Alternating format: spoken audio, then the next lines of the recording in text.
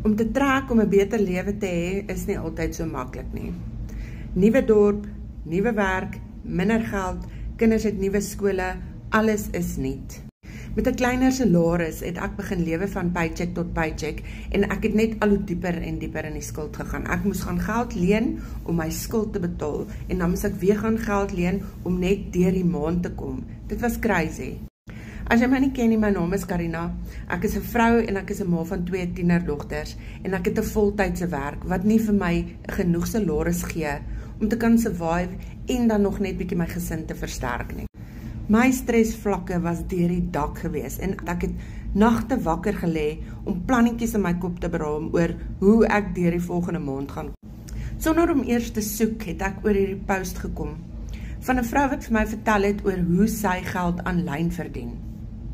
Dit was die laaste ding wat ek gedink het ek gaan doen.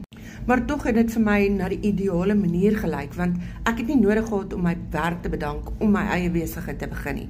Hierdie doen ek rondom my werk en rondom my besige lewe.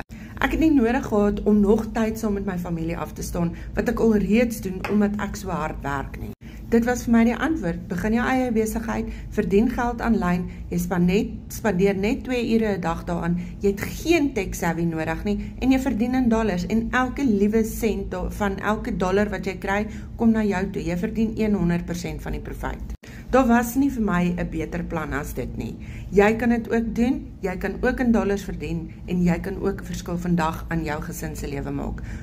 Kom met vir my, wys my en ek deel met die grootste graagte met jou die blueprint.